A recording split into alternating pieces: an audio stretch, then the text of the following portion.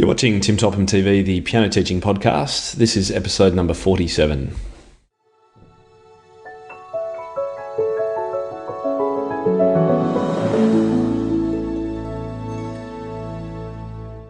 Hi everyone, and thanks for watching this episode of Tim Topham TV. It's great to have you along for today's show, and we're going to do something a little bit different today because my guests aren't piano teachers. In fact, they're not even adults yet. My guests today are teen music entrepreneurs, Finlay and Tom, and you're going to meet these guys in just a moment. But I thought I should probably set the scene of why I'm doing something a little bit different for this episode. And it all comes down to a keynote speech that I've been giving in a couple of states of Australia recently about entrepreneurship and the opportunities available to students, particularly music students, through online business innovation.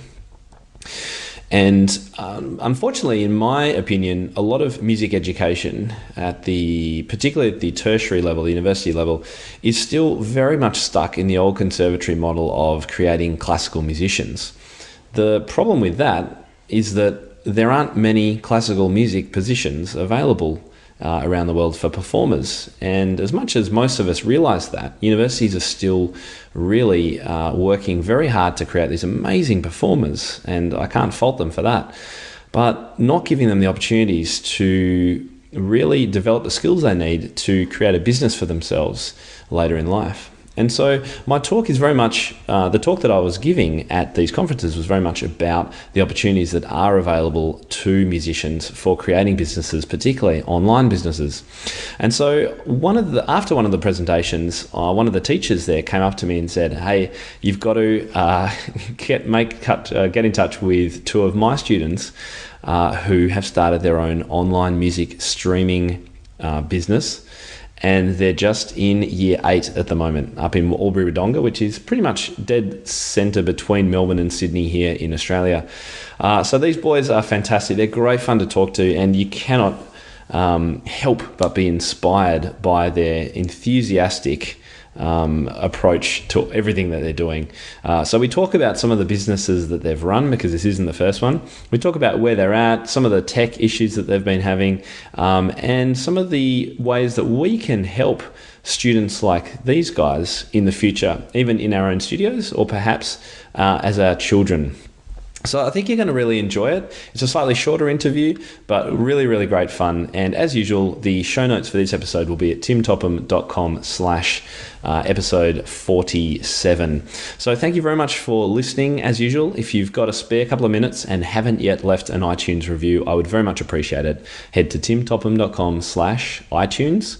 The instructions are all there. It's a very, very simple process and would be very, very much appreciated by me. So thank you very much for listening, and I hope you enjoyed today's episode about teen music entrepreneurs, Finlay and Tom. All right, Finlay and Tom, welcome to the show today. Hi, Tim. Hello. Really, really good to have you on here. You are officially by far my youngest guest on the show. So we're going to learn a little bit about why I'm interviewing some students today. But I think maybe you should probably tell us, first off, how old are you guys? Whereabouts are you in the world, that is? And then we'll talk a little bit about why you're on the show today. Do you want to introduce yourselves? Hi, I'm Finlay. I'm 13 years old and I'm from Albury-Wodonga. Hi, I'm Tom. I'm 13 years old and I'm from Albury-Wodonga too. Brilliant. And Albury-Wodonga is in northern Victoria, right on the border of New South Wales, right? Yeah, literally. Beautiful. Okay, cool. So you guys are on the podcast because I've very recently been going around the country giving some keynote speeches about entrepreneurship and especially helping students with businesses and things like that. So I want to talk a little bit about the business that you're running, because you've actually got some interesting press coverage recently on both TV and radio about the business that you guys have come up with together. So can you one of you guys tell us, what is the business that you started to run? Well, it's basically a music sharing platform where people all around the world get to share their music, their own creations across the website for other people to listen to, download and comment on. It's a way of collaborations for improving music. People can comment, you can have chats with other artists over the website, and it's just going to be a quick, easy way to share music. Yeah. So It's are you quite guys? similar to. It's quite similar to SoundCloud or Spotify. Okay. So the design and the functionality is pretty similar. Yeah. So what are the main differences between? Because I was thinking about SoundCloud when you were talking about that, how you can comment as tracks are rolling, you can kind of put your comments in and that sort of thing. So what do you see as your main differences between SoundCloud or Spotify and what you guys are doing? Well, we've got a premium plan, and SoundCloud also has a premium plan, but our premium plan is 5 times cheaper than SoundCloud's. That's good. And there's probably more stuff that you can achieve out of it. Yeah. Ours is ad-free, completely ad-free. Even the free plans. The only ads we will be putting on will be advertising new services we're announcing, and yeah. Yeah, very cool. Are you guys music students yourselves? Well, I play piano. I do 6th grade AMEB, and I also play cello. Wow. Okay. And what about you, Finlay? Do you learn an instrument as well? I played the drums for 2 years, but I've put that on hold. I'm impressed, Tom, that you're able to keep up AMEB grade 6 piano and cello and run a business and go to school. How does that work? How do you do that? I don't know. It just happens. I guess like instead of all my free time doing like watching movies and stuff, I enjoy coding, defining one and everything, and then I do music practice, and it just all fits in like a puzzle. That's pretty impressive. So you guys are in year 8, is that right? Yeah. Yep. Yeah. In the same Fantastic. class at school. Oh, cool. Okay, yeah. So is that how you met? Did you guys meet each other when you were at primary school or just at high school or what? We actually met each other when we were maybe only Yeah. 1 or 2 years old. Yeah, parents knew each other and sort of, yeah.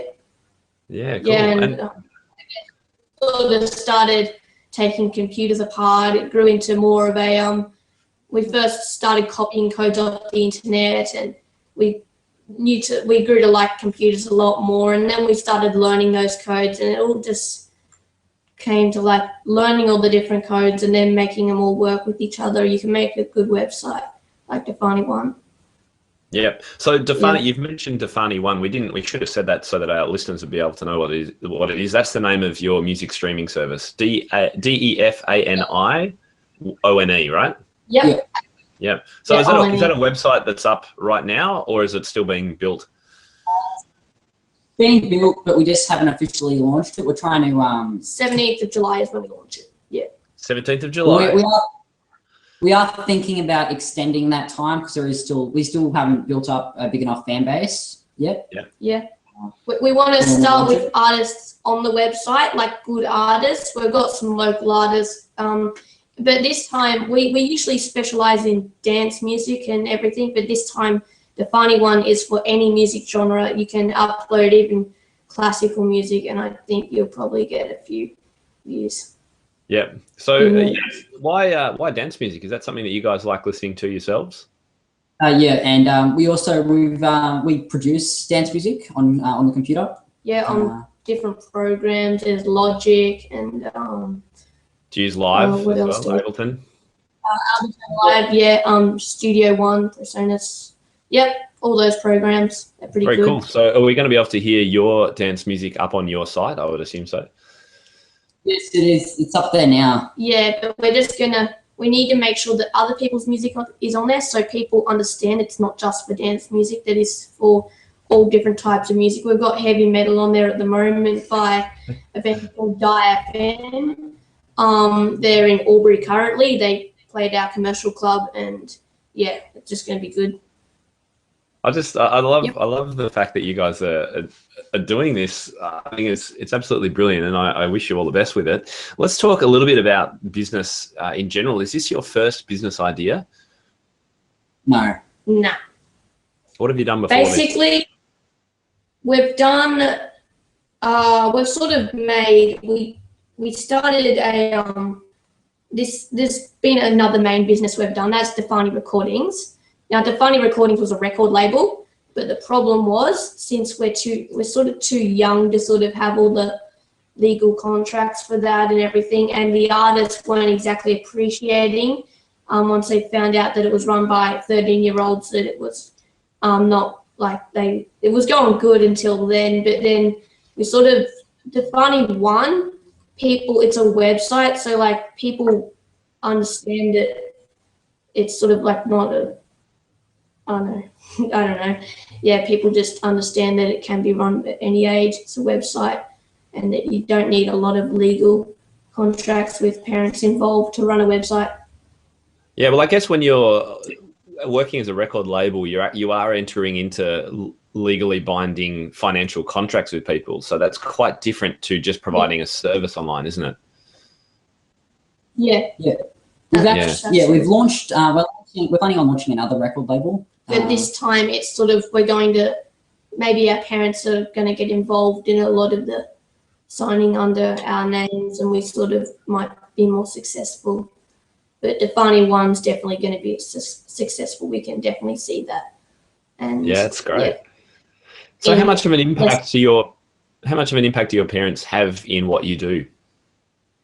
Huge impact, because they control the amount of computer usage and all that sort of stuff. Yeah, it is negative and positive. I mean, our dads probably help a lot with like helping the business and appreciate that we are running the business. Whereas the mums are sort of get to bed early, make sure you're off the computer, make sure you tidy your bedroom. It's all that sort of stuff which holds you back a little bit. Well, that's my mum anyway. I'm not sure about Finlay's. Well, I'm sure both sets of parents have got your best interests at heart, obviously, and they're trying to find some balance. I mean, I would be, concerned in some ways, I guess, as parents listening would be, how is my son going to perform at school properly when he's spending hours and hours coding at home every night, or not meeting up with his friends and things like that. So I think that's a legitimate concern. That was sort of a thing about defining recordings, is that the defining one, once we launch it, it's all automated. So it's a website, it works by itself. People upload their own music, they can delete their music, they don't need us to help them. Whereas running a record label, you sort of got to be there for everyone all the time, because it's a business. Whereas defining one, we can sort of leave that and let people enjoy that without our help very often. Yeah. Yeah, and you'll be able to just update it and add new features and things like that as you have time. We'll update it regularly, but we just won't be on it 24/7, because it's not like, it's sort of, we've got to do schoolwork too, and it's an automated service, so it runs by itself. Yep. So how did you actually come up with this idea? Did you want a place where you could upload your own music, or was like, where was the need, or how did you find out this is a need? Well, originally, when we had our record label, we were thinking about some of our artists, were struggling to have their music, heard. So we're thinking we could create another platform just for our artists on the record label, sort of like just a website for them. They could upload their music and everything. And we kind of got into everything, and then we decided, it's going to take us ages to do something like this. Why don't we just open it up to everyone and create a streaming service? It sort of worked like that. It was all because people like uploading their own music. They sort of like, it wouldn't help us grow very big. I guess we can sort of make that as a secondary option inside the website itself. So how do you see it creating an income? This is always a big question with these websites, right? Well, probably the biggest source of income will be the Pro plan. A lot of artists will probably buy that because it gives you unlimited storage and it's not very expensive. About $30 a year. Okay. Or $3.50 a month. There is I guess you do benefit from doing the yearly plan, but yeah, all our artists that go on there, if they join the record label, then we give them a free Pro plan, and so will the new artists on our new record label. They will get a free Pro plan. Yep. Got it. And so what would you say to people who don't believe that young people can run businesses and it shouldn't be taken seriously? Well, they can, and we're an example that young people can run businesses. Yeah, definitely. I guess young people can run businesses. It has been heard before, but people just don't always believe that they can. We can, and we did. So it's going to work. Defining Recordings was working. It just was our sort of age limit that was by there. But we haven't put that away, but just put that on the shelf for later. Once we hit adulthood, we can start that up again as a full-time thing. Yeah, and there's absolutely no doubt that just as, you know, learning an instrument or whatever when you're younger, you know, by the time you are 18, you will have had so much experience in running businesses and how things work that I can only you know, begin to imagine how cool you guys are going to be when you actually have all this time when you finish school. Potentially, if you're still interested in it and working in it, you could go a really long way. Yeah. So how do you go about affording and paying for things like server storage and that sort of stuff? Because music streaming, you know, takes a fair bit of bandwidth and requires some storage. I'm assuming that costs a bit of money, right? Yeah, well, at the moment, we've got a bit of a crowdfunding campaign going to pay for those expenses. So far, we've raised over $1,000, which has helped us initial costs. And it sort of like that helps us buy servers and what is it? Web hosting. So the servers are for different things. They're just for like hosting simple things, but for the website, we want to host it online. And then you've also got to buy things like copyright for the business, and it sort of is expensive once it adds up. Yeah. Absolutely. Yeah. No, I know it all too well. The cost of server storage and that sort of thing, yeah, it does. And development. I mean, luckily you guys know coding, which I want to talk about in a second. But you know, yeah, it's expensive to start these kind of operations up. So it's good. You seem to be what they call bootstrapping it, sort of just supporting it as you can and doing this crowdfunding. What's your crowdfunding website? Where do people go to have a look at that? Oh, so it's gofundme.com/defining1. Yeah, or you can, if you search Defining on the internet, one of the first hits is the GoFundMe campaign. We're trying to raise more than, how much is it? $4,000. Yeah, $4,000 to raise all the funds for everything, Good. And that should Good on you. going forever. It's great. And then you're a quarter of the way there already, right? Yeah. Yeah. Yeah. Definitely. Yeah. Good on you, boys. That's great. Yeah. Okay, so let's talk about your school.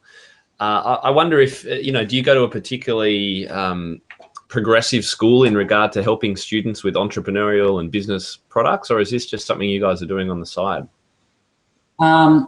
School hasn't particularly been supportive. They've got a good tech department and stuff there for that kind of support, but with the business side of things, no, they don't really offer anything. So we've had to kind of do this ourselves outside of school. Yeah, sort of. I guess the school want to become more involved, but they don't exactly offer all the services. Still, the tech department and music department is really good, and the teachers definitely do help us with a lot of the coding, especially JavaScript, which is really helpful. I was going to ask you, so are you coding this website from scratch, or are you building on a platform like WordPress? We're building, we've got an API, and we've got like the actual physical, like the music player on the site. We didn't make all that sort of stuff. So we've got a license from developer, and we built the design. We've also built a lot of extra features into the website, including like Facebook integration, and we have used, what else do we use? With chat system, and yeah, it all sort of it fits into everything, and it's all in the one website, which is really good and helpful. And so if you want to do a Facebook integration and you're not learning coding in any formal capacity, how are you finding out how to do all this stuff? A lot of trial and error and forums and forums. You just search up what you want, and everyone's answer is there. There's usually about 5 different alternatives to each thing, and you just try each one of them, and one of them works in the end. Occasionally, one breaks your computer, but I guess you know how to. You keep backups. Yeah. Yeah. I think I'm gonna have to get you guys on to help with my tech issues sometimes. Yeah. So how well do you think schools, not just your school, but schools in general, let's prepare students like you for jobs in the tech kind of field these days? They don't particularly provide, they need to provide it in more of a practical sense. It's just like, instead, all they provide is really like they don't really provide any practical knowledge. They teach you how to code and all that sort of stuff, but they don't really teach you else. It's not really like that. When they're teaching you how to code, they're not showing you finished products. They're just showing you they don't show you what it should look like. They just expect you to be able to build something. They don't exactly have like certain goals to be able to achieve when you're coding. You don't know what you're trying to build. And there's certain platforms like Grok Learning and Code Academy. They're really good. They're online, and you sign up. The Academy is free. Code Academy is free, and they have like all these different things. You got to build this, and then before that, it shows you how all the code should work, and then you got to build it yourself. That's sort of the thing we want to be able to sort of see in schools more often, like being able to know what you're building.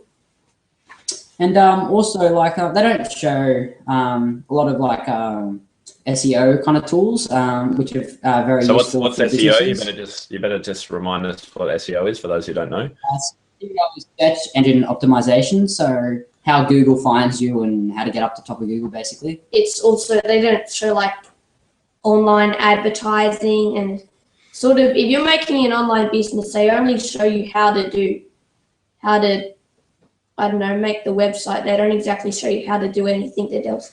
It's going to get you the website, including all your licenses and everything, or FTPs. They don't do much of that. And it sort of helps if you know how to, like buy domains and attach them and everything. We sort of had to work all that ourselves a few years ago when we built Defining Recordings. Yeah, I have a feeling that you guys, if your school's even teaching coding, it sounds like it's potentially a bit of ahead of where most schools are at. Yeah. Yeah. I guess they do teach coding, but there's a lot of codes they don't teach, like PHP. We need to learn how to do that to help our website, because our website basically runs on PHP, and to copy from the internet, you're never going to get anywhere if you don't actually learn it. And there's certain codes you need to know, like the SQLs and just everything.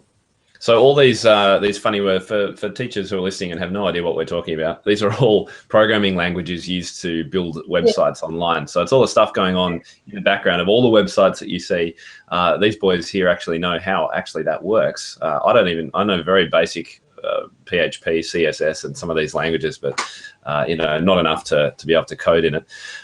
So I think it's an incredibly important skill. And interestingly enough, I was doing some research about coding and its teaching around Australia, and it's certainly not part of the regular curriculum, but there's a lot of coding camps, and as you mentioned, an online coding places to teach you these things. Certainly in Sydney, I know there's like summer camps for coding for kids and things. So there's definitely some opportunities, but it's, as you say, it's a shame it's not part of the regular curriculum, because as I've been saying in all my speeches about entrepreneurship and the future of business for students, it's going to be online. There's no doubt that online is where it's at. So we should be giving you guys the skills you need to not only build businesses, but market them online. That's my opinion. Yeah, that's sort of what we meant, marketing online. And yeah, so the summer camps, we're sort of like thinking about or going to the extra coding camps. We just need to convince our parents. They'll let us go, but we sort of just need to find ones that are around our area. Albury's not exactly the best area to do coding camps because no one in Albury really likes coding, and we live far from Sydney and Melbourne, so sort of a bit more remote. Yeah. These guys, for those not in Australia, these guys live almost halfway between Melbourne and Sydney, and that's a 10-hour drive more or less. So, yeah, you're it's a decent sized city, but perhaps not offering the kind of things that students in Sydney or Melbourne would get. I understand. So, what advice would you give to other kids who might come across this podcast and go, oh, I'd really love to try doing what these boys are doing? What advice would you have for them? So if you want to start building your own website, all you need to do is just jump onto Code Academy and just do a basic course in HTML, and you'll be amazed. A lot of kids, when we tell them about doing websites and stuff, and they see what we're doing, a lot of kids think it's quite boring, all the coding, but once you get into it, it's actually quite fun and enjoyable. And we have proved them wrong when they've said it's boring, and then we sit them down and make them start coding, and they're actually like, oh, this is actually quite enjoyable. I can make something more. But if you do want to start, I would recommend Grok Learning. It costs $30 for a year, but it's worth it. The HTML course and that got me to where it doesn't get you to where we're at now, but it sort of gets to you the mastering of CSS, which isn't that big, but it's sort of helpful if you know it all. And was that then rock as in ROCK, Rock Learning? Yeah. Rock as in GROK. It's run by the Sydney University. Rock, okay. Yeah, it's actually run by Australia and University. Got it. Yeah. Okay, so what's the best thing that we as teachers can do to support students like you? Just provide more resources and actually let you kind of experiment a bit more, I suppose, like we did. Because we didn't really enjoy the teachers telling us what to do. We kind of like to just jump in and build whatever we want to do, kind of thing. Yeah, so like in class, I guess, yes, the computer assessments, we didn't get the best marks for them because in the meantime, we're trying to do coding that other kids weren't doing, and then we just whipped something up on Adobe Flash or Photoshop at the last minute, and we got pretty good marks, but we were trying, I guess. It would have been really boring after a while. So like I'm interested. I'm going to go with this line for a second. What if you guys were in charge of a school? What would change about the way in which classes are taught, perhaps not just coding, but generally speaking, that would appeal to people like you that have this kind of, I want a business and I've got these ideas and I'm innovating and that sort of thing? We'd want a very tech-savvy school. We'd want everything to be real, like, I don't know, like just everything is online, and I guess handwriting's important, but a school where everyone can just collaborate from one classroom to another, and it would just be so much more efficient to be able to just, like, I don't know, have chairs, tables that go under the floor and everything, like to make it just like a very tech-savvy school with laptops and touchscreen TVs and even holograms. I like it. Of course, I mean, there's going to be always, I mean, you guys obviously have a passion for the online side of things. There's always going to be students who don't like that or don't get into it for whatever reason. But it sounds like you guys like an approach in teaching that is more collaborative, more group oriented. Would you agree with that? Yeah, definitely. School, like, where everyone's sort of working together. When you work together in coding, it's the best time to work together because you're like sharing your codes to other people. And if you look at like other companies like Google and everyone's sharing all their codes, and together they make something amazing. And by yourself, you can do something collaboratively. you can get anywhere. So what have you guys got any favorite books or podcasts or websites that you like to read about and spend time on to help you with your business ideas? Well, we watch a lot of YouTube videos, like tutorials. Our favorite YouTuber, Linus Tech Tips. He's got a lot of cool tips about servers and hosting. Who is that? Yeah. Linus Tech Tips. How do you spell that? He's a YouTuber. LINUS Tech Tips. Okay, cool. Yeah. Sounds like the kind of website I need. I forgot one, but there's all these different, like when people make playlists, that's the most helpful because each day you sort of watch a new episode from a playlist on YouTube and then you sort of refresh your memory and you sort of keep going with the playlist. It's sort of a very long YouTube video with breaks in between, and it's helpful, like after you watch the whole video, you can sort of like copy what they're doing and then watch the next one sort of, and it helps like being able to know what topics the video's doing, and they work on it.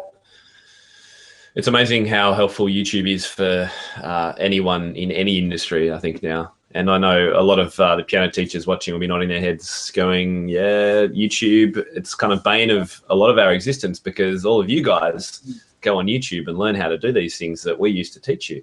So we've got to actually change the way that we teach in many ways. Yeah. So here's another question. Oh, go on. What are you going to say? Oh, sorry, I'm waiting. Okay. We were talking about parents before. Have you got any advice for parents of young people like you who are a little bit out of the box when it comes to what you're like spending your free time doing and the goals you've got for the future? Have you got any advice for parents about how they can help? You need to sit down with your kids and actually let them kind of show you what they're doing instead of just yelling at them, telling them to, get off the computer. Because they don't understand until once you've shown them.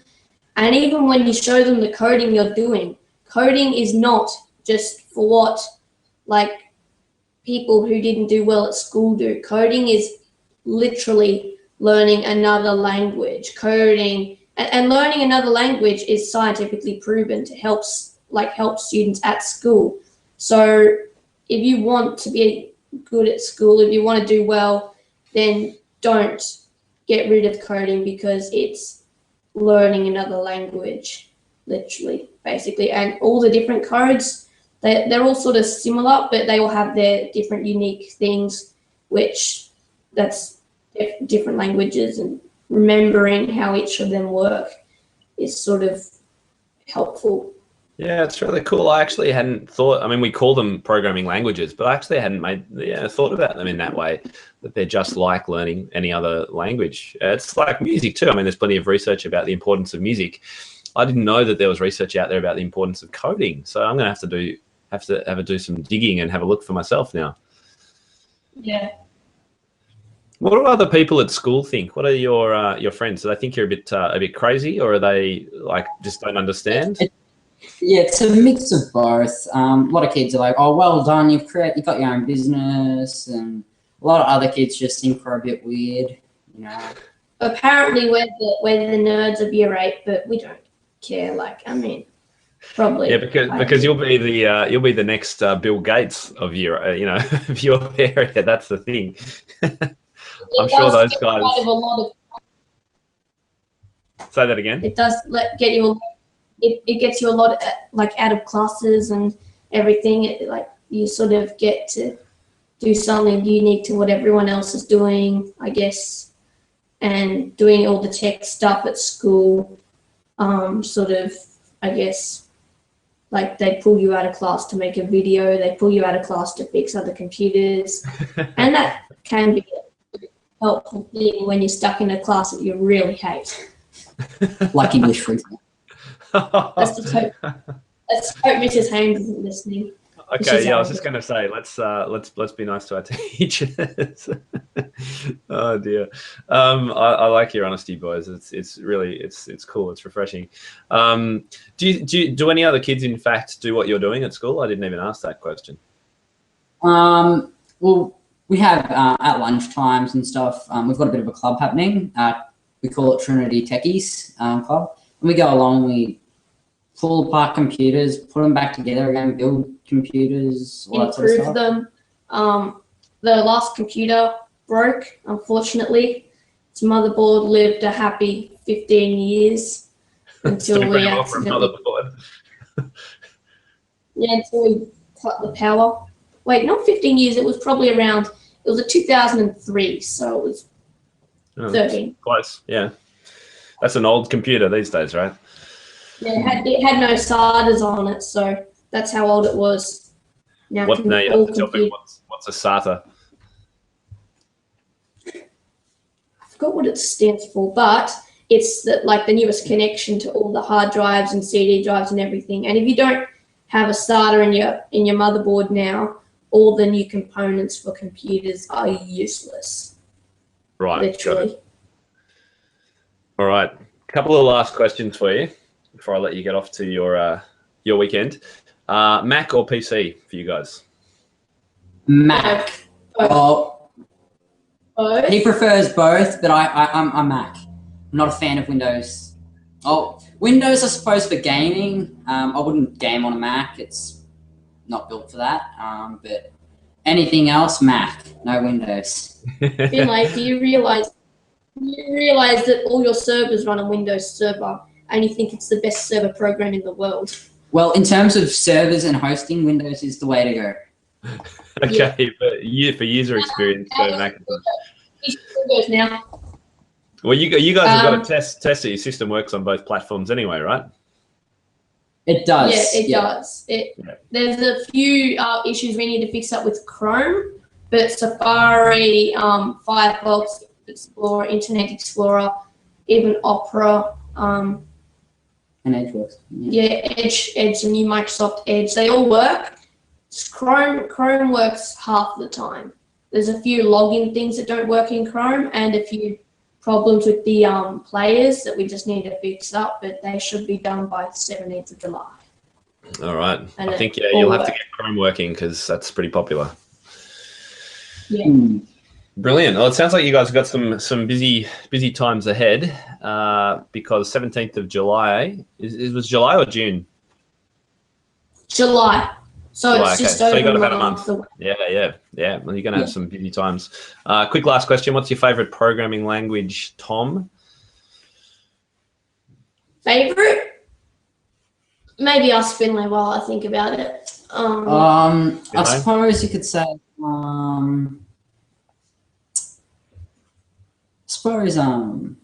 what? You like HTML? Yeah, I suppose I'll say HTML. It's pretty good. I probably would go with, well, my favorite now is AppleScript because I started learning it yesterday and it's actually pretty fun. But probably the one I'm used to the most and familiar with the most is HTML and CSS. Okay, cool. Just those two. You sort of have to work with both of them in the same thing. Finlay like CSS too. Absolutely. Beautiful. Well, and you guys, before we kind of wrap it up, have you guys got anything else that you want to kind of say, either about what you do or about, particularly about the education side of business and teaching young kids? Well, I guess if you are as old as us and you're listening to this podcast, contact us. Contact us, yes, and we'll give you a hand. Contact us, we'll give you a hand. And go on Grok Learning, go on Code Academy, look at forums, start coding because it is possible and you can run your own business and like us. Yeah.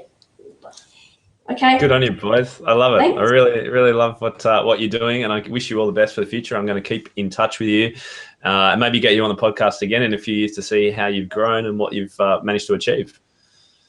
Thanks. Thanks, Tim. Thanks, You're Tim. welcome. Really welcome. So, last thing, where can people find out about you? What's your website, or where should they go while you're still building it? www.definingone.com, and they'll see an awesome coming soon page. Which isn't funny. It's on there. It's on there. Nothing else on there. The new one's on there? It is on there. And it works? Yes. Cool. There'll be an awesome coming soon page on there. Currently, you can't search us up on Google yet. We used to be on Google, but we have just changed domains and account holders for the Google Webmaster tool. So at the moment, we're just got to work our way up to Google again. And we'd also appreciate if you're on Facebook, a like on Facebook, or a follower on Twitter. Yeah, we're on all the social media sites you can think of. Yep. So thanks. Good That's stuff. all. You're really welcome. Yeah, let me know when you're coming down to Melbourne next, all right? Thanks. I thought you were in Sydney. Guys. No, I'm in Melbourne. Definitely Melbourne. Yeah. Yeah. All right, guys. Have a great day. Thanks again for being on the podcast. Thanks. See ya. See you, Tim. Bye. If the idea of a piano teachers community where you get to access the best educational resources, rub shoulders with expert teachers from around the world, and have immediate access to feedback for any of your questions, then Inner Circle membership is for you. The Inner Circle is my private community of piano teachers from across the globe who share a commitment to creating and delivering the most inspiring, modern and progressive learning experiences for their students. Membership is now open, so head to timtopham.com/community to find out more and get involved today. I can't wait to see you on the inside.